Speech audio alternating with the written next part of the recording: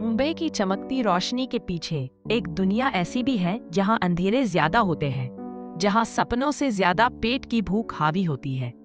ऐसी ही एक बस्ती थी धारावी की गलियों में, जहां कीचड़, बदबू और भीड़ से भरी जिंदगी लोगों की किस्मत से जैसे बंधी हुई थी।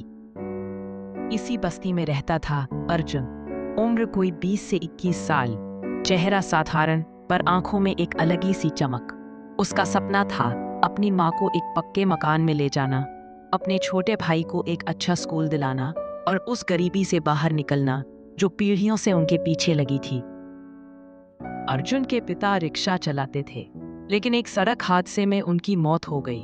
माँ घरों में बर्तन धोती थी और जैसे तैसे अर्जुन को पढ़ा रही थी, लेकिन घर की हालत देखकर अर्जुन का मन हमेशा बेचैन रहता।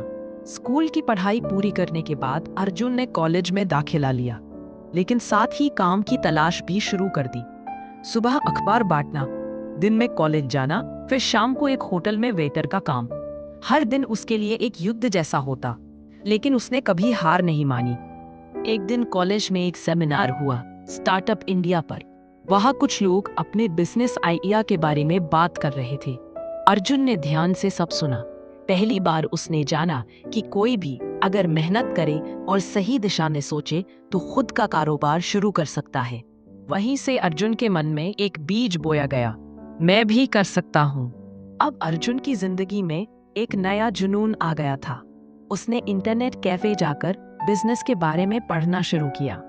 यूट्यूब पर वीडियो देखे, किताबें पढ़ी, लोगों से बातें की। उसे समझ में आया कि झोपड़पट्टी में रहने वालों की एक बड़ी समस्या थी सस्ते ताजे खाने की कमी। ज्यादातर लोग या तो बाहर के महंगे खाने पर निर्भर थे या फिर आधा पेट ही सो जाते। यही से अर्जुन को आइडिया आया, कम दाम में पौष्टिक खाना।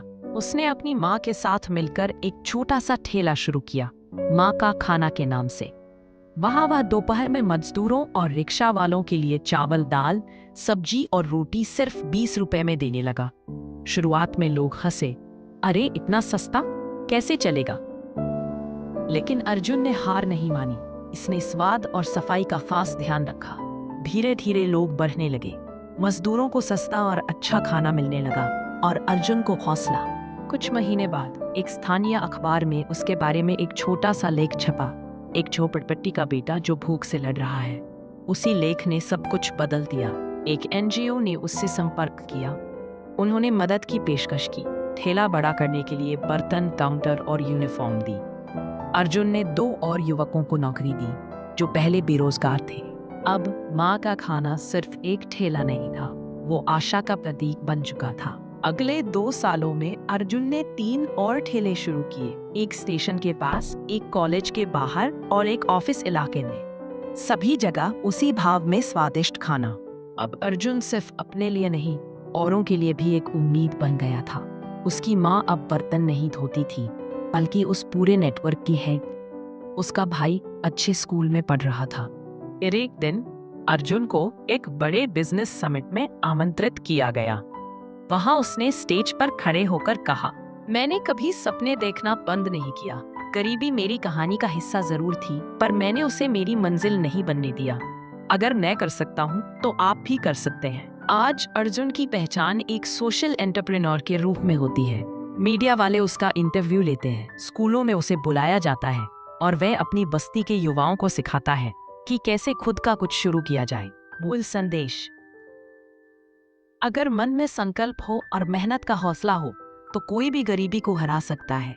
अर्जुन की कहानी हमें सिखाती है कि हार मान लेना सबसे आसान है, लेकिन खड़ा रहकर लड़ते रहना ही असली जीत है।